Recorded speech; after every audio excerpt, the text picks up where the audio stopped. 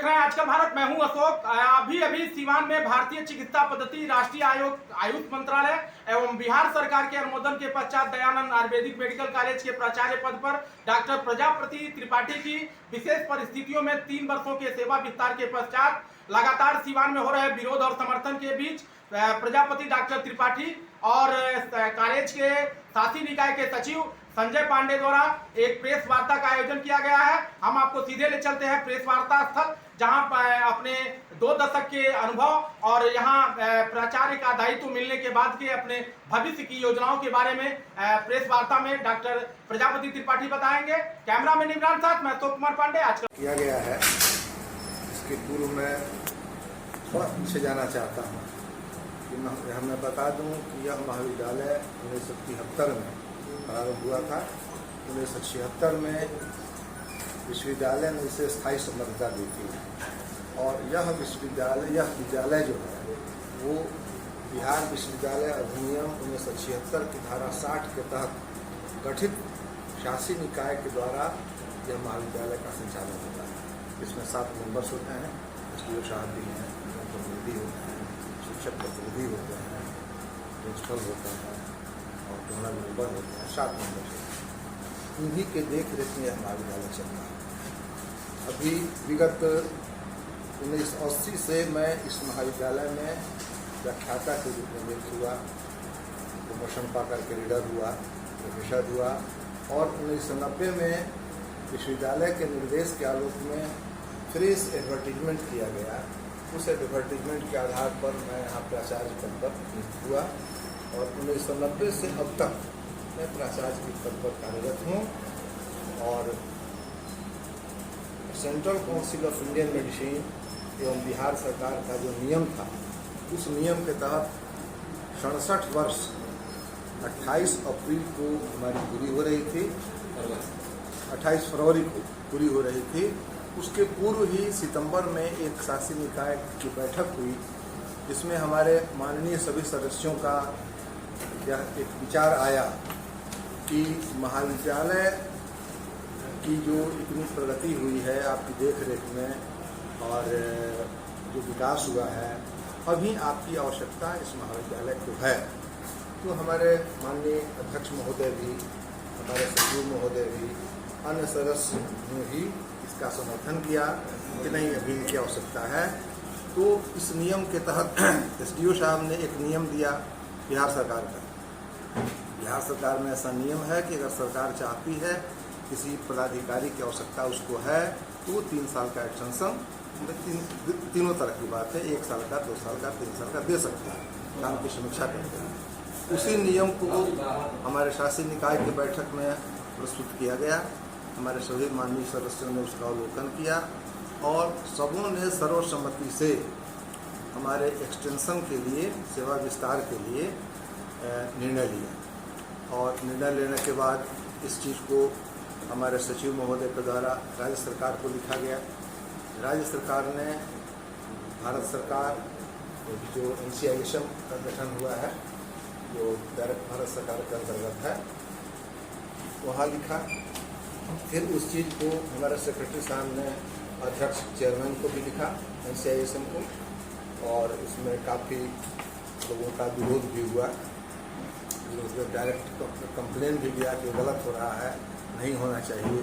फिर भी हमारे जो चेयरमैन हैं NCISM के, बहुत सुलझे हुए व्यक्ति हैं, विश्वविद्यालय से, राज्य सरकार से और सब जगह से बात करके, समीक्षा करके, वहाँ के पत्र का अवलोकन करके और फाइनली 11 तारीख को सेवा विस्तार के लिए 3 साल के सेवा विस्तार को का अप्रूवल उन लोगों ने, भारत सरकार ने दिया। जो संभवतः मेल से पत्र आ गया था परसों, लेकिन अभी आज ही 1 घंटा पहले सचिव के नाम से यह पत्र है प्रति हम लोगों को, तो ये पत्र प्राप्त हुआ है। मैं थोड़ा और इसमें आप लोगों से बात कहना चाहूँगा कि मैं बराबर ही अपने शासी निकाय के सदस्यों से मिल करके, अपने कर्मचारियों से मिल करके बराबर इस कॉलेज को जहाँ तक हो सकता है विकास करने की बात सोची। संस्थागत जहाँ कहीं भी किसी से अगर कोई विरोध भी हुआ है तो संस्थागत विरोध हुआ है, व्यक्तिगत विरोध नहीं हुआ। लेकिन मैं थोड़ा सा जाना चाहता हूँ पीछे कि 2008 में डॉक्टर BPN पाठक जी पूर्व सचिव, उनका न्यूज बनाकर आप लोग देखते हैं चैनल पर, उनका कुछ विरोध चलते रहता है, इस बारे में कहना चाहूँगा कि 2008 में उनके इस तरह की एक्टिविटी, गलत एक्टिविटी यानी महाविद्यालय के विरुद्ध एक्टिविटी के चलते विश्वविद्यालय ने उनको सचिव पद से हटा दिया, एक मेंबर के रूप में गए। लेकिन फिर भी वो बात नहीं मानते थे। तो उनका ये था कि इतने कर्मचारी हैं, टीचर हैं, 2 कर्मचारियों को प्रमोशन दे दीजिए, 2 कर्मचारी का वेतन बढ़ा दीजिए। हमने कहा कोई काम नियम से होता है और किसी चीज़ को गवर्निंग बॉडी में रखा जाएगा, गवर्निंग बॉडी उसको निर्णय लेगी और नियम से कहीं भी कुछ होगा तो हम पर कोई उंगली नहीं उठेगी। लेकिन वो इस तरह का मतलब ही करते थे। 2 टीचर के लिए अड़ गए, विवाद पैदा हुआ और हमने उस बात को नहीं माना, इसलिए हमको उन्होंने डायरेक्ट सस्पेंड कर दिया। 2008 की बात। सस्पेंशन जहाँ तक नियम है कि सेक्रेटरी प्रिंसिपल को सस्पेंड नहीं कर सकता, पूरी गवर्निंग बॉडी ही उस पर निर्णय लेकर के सस्पेंड कर सकती है। अगर यदि सेक्रेटरी सस्पेंड करते भी हैं तो उसका अप्रूवल गवर्निंग बॉडी से होना चाहिए, बट ऐसा कुछ हुआ नहीं। उस समय हमारे SDO थे, वरूद अहमद साहब थे और वरूद अहमद साहब से भी लड़ पड़े, नहीं मेरा सही है, हमने रिप्रेजेंट किया यूनिवर्सिटी में। उसके बाद अपने निलंबन के अगेंस्ट फिर हमने राजभवन में इसका कर दिया। राजभवन से गवर्नर साहब के जो स्पेशल सेक्रेटरी हैं उन्होंने DM को गोपनीय प्रतिवेदन मेरे बारे में मांगा और SDO को ऑथराइज कर दिए, चूँकि SDO हमारे मेंबर थे और वो कॉपी मैं आप लोगों को प्रोवाइड कराऊंगा कि हमारे न तो जाति के थे, ना हमारे कोई रिलेशन के थे, ना कोई हमारा उनसे अच्छा संबंध था।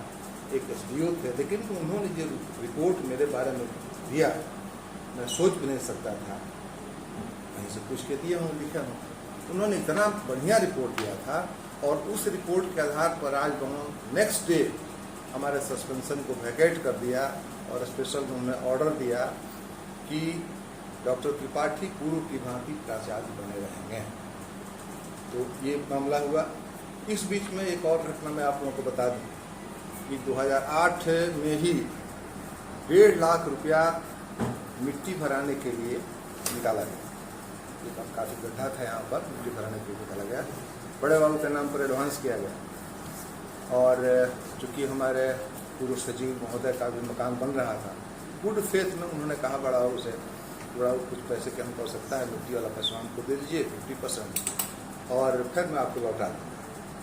मिट्टी कह रहे हैं तो भाई कैसे बड़ा हो कि क्या हिम्मत है, दे दिए। उसके बाद 1 सप्ताह बाद फिर उन्होंने कहा कि पूरी पैसा हमको दे दीजिए 75,000, आपको मिट्टी हो जाए।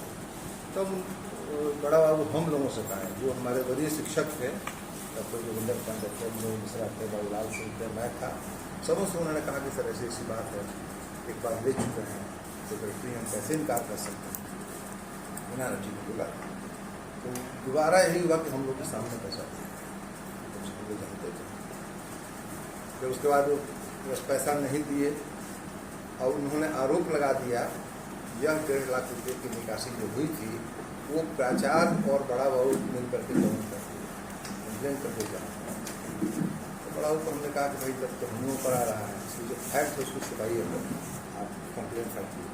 कंप्लेन फाइल किए और उसमें हम सारे जो वरीय शिक्षक थे उसमें गवाह हुए। वो केस लगभग लास्ट स्टेज में है, उसका केस नंबर वगैरह सब भी है और बहुत निकट भविष्य में जजमेंट होने वाला है।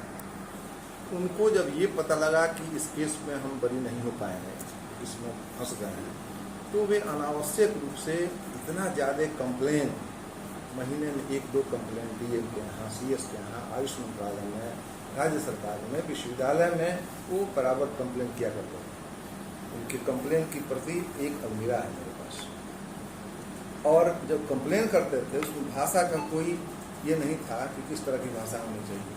प्राचार्य डकैत हैं, चोर हैं, लूट करते हैं, 10-10 लाख रुपये डोनेशन देते हैं, ये सेंट्रल काउंसिल के मेंबर हैं और एक कॉलेज की विजिट करते हैं तो उसमें 10 लाख रुपया लेते हैं, निराधार सब कुछ। इनकी PhD की डिग्री फॉल्स है, ये भ्रष्टाचार का अड्डा हो गया है कॉलेज, इस तरह की बात। हम बहुत बर्दाश्त किए, भाई हम अगर इनसे लड़ने में लगेंगे तो हमारा करोड़ बर्बाद होगा, हम आगे की तरफ देखें। लेकिन जब एक स्थिति ऐसी आई कि बर्दाश्त करने के लायक स्थिति नहीं थी, तो हमने एडवोकेट से राय ली, दिल्ली हाई कोर्ट के एडवोकेट से राय लेकर के जब पेपर में हमने व्हाट्सअप किया कि इस तरह की भाषा का ये प्रयोग कर रहे हैं खुलेआम, और मीडिया में इस तरह का बयान दे रहे हैं कि PhD की डिग्री गलत है, प्रिंसिपल ये गलत ढंग से हैं, ये MD नहीं किए हैं, तो इस पर तो आपत्ति है किसी को हो सकती है। तो उन्होंने कहा कि ठीक है, मैं एक लीगल नोटिस को देता हूँ। सारा पेपर हम भेजे और वो देख करके कहे कि नहीं तो बिल्कुल ऑब्जेक्शन है, तो इस तरह का भाषा का प्रयोग नहीं कर सकता है, या मीडियावाद को इस तरह से करता है। तो हम अपने सेक्रेटरी महोदय से भी इस पर विचार विमर्श किए कि हमसे वो लड़ें, कोई दिक्कत नहीं, लेकिन वो संस्था को क्यों बर्बाद करें।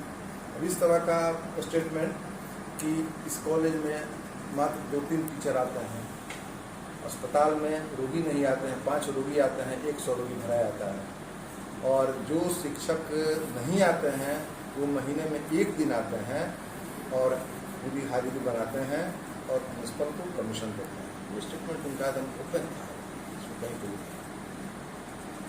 तो हम लोगों ने इनसे भी विचार विमर्श किया, ये संस्था बदनाम हो रही है सिवान के लिए, बिहार के लिए, पूर्वांचल के लिए। ये संस्था एक गौरव की बात है, और इस संस्था के बारे में सभी जानते हैं कि कितनी अच्छी संस्था चल रही है। बच्चे यहाँ से निकलते हैं, डॉक्टर निकलते हैं।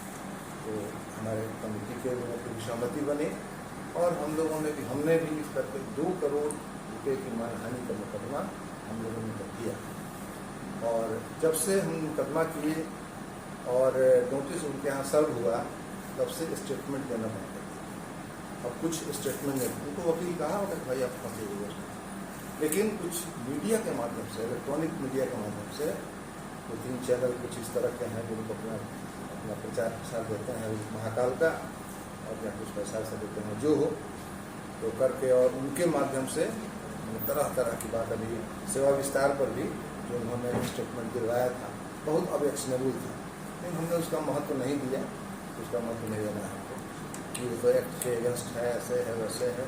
हमारे कुलपति से भी उन्होंने टेलीफोनिक ले लिया था, महाचंद्र बाबू से भी लिया था। उन्होंने कहा भाई गवर्निंग पार्टी जो की है वो बिल्कुल सही की, कहीं गलत नहीं की। राज्य सरकार का ऐसा निर्देश था, और हम लोगों ने देखा कि इस महाविद्यालय में अभी डॉक्टर त्रिपाठी की आवश्यकता है, उनके रहने से महाविद्यालय अभी सही चलेगा और इसका विकास होगा। इसलिए पूरी कमेटी ने सेवा विस्तार का निर्णय लिया है राज्य सरकार के राज्यादेश के आलोक में। तो इसमें कहीं कोई जो बात नहीं है, लेकिन तरह तरह की बातें काफ़ी दिखाई गई। तो मैंने इसलिए थोड़ा मैं आप लोगों को इसलिए पीछे ले गया कि अभी भी वो इस तरह की बात करते रहते हैं। और लेकिन एक बात है कि जब से उनको नोटिस सर्व हुआ है 2 करोड़ के मानहानि का मुकदमा में, तब से अपने स्टेटमेंट नहीं दे रहा है। अब वो या कुछ इस तरह का लिखा हुआ हम लोग को नहीं मिल रहा है। हाँ, एक चीज़ जरूर हमको पता लगा, ये जो अध्यक्ष के यहाँ बात चल रही थी सेवा विस्तार की, सरकार, यूनिवर्सिटी, शासी निकाय के पत्र के आलोक में, तो वहाँ भी उन्होंने दिया है, कंप्लेन दिया है, और यहाँ उन्होंने ये लिखा है कि ये गवर्नमेंट बड़ी करप्ट है, सचिव उनके पॉकेट में है, इसलिए ऐसा होता है। तो हर जगह यही प्रयोग करते हैं। उन्होंने तो पेपर में यहाँ तक लिखा था, मैं आप लोगों को दिखा दूंगा, डॉक्टर त्रिपाठी ऐसे व्यक्ति हैं जो MLA MP मिनिस्टर को अपने पॉकेट में रखते हैं, कोर्ट को भी ये खरीद लेते हैं। इसी शब्द पर मतलब इतना हाईलाइट हुआ उनका मुकदमा जो है, कोर्ट को जो उन्होंने कहा कोर्ट को भी खरीद लेते हैं। राजभवन से इनकी 60 मिनट है, विश्वविद्यालय से इनका, अरे भाई आप गलत कंप्लेन कीजिएगा तो वो कंप्लेन स्टेबल तो होगा नहीं, वो तो खत्म हो जाएगा। तो आप सबको सब पर आरोप लगाइए कि सभी पे हो गया है, हम सही नहीं, हम लोग नहीं रहते आज। तो ये पत्र भारत सरकार का मोहर इस पर नहीं लगता, जितना कंप्लेन लोगों ने किया था लिखित रूप से गलत है ये है। तो यही मुझे कहना है। बहुत दिनों से मैं सोच रहा था कि प्रेस कॉन्फ्रेंस करके आप लोगों के बीच में बैठूँ और अपनी बातों को आपसे कहूँ, अपने दुख को आपसे सुनाऊँ, क्योंकि आप लोग समाज के नेत्र हैं और आप लोग सभी बातों को समाज में अच्छी तरह रखते हैं, आप लोगों की बातों का प्रभाव पड़ता है। तो इसमें भी कुछ पार्टी ने जो आरोप लगाया था वो अब एक सिरे से खारिज हो गया, अगला कदम क्या होगा? नहीं, मेरा अगला कदम तो अब हम लोग मुकदमा तो मानहानि का चल रहा है, अभी कोर्ट चूँकि डिस्टर्ब है, इसलिए नहीं तो उसमें कुछ ना कुछ हुआ है, होगा ही, निश्चित रूप से होगा। और एक जो पहले से केस चल रहा है उन पर गबन का, जो बड़ा बाबू ने किया था,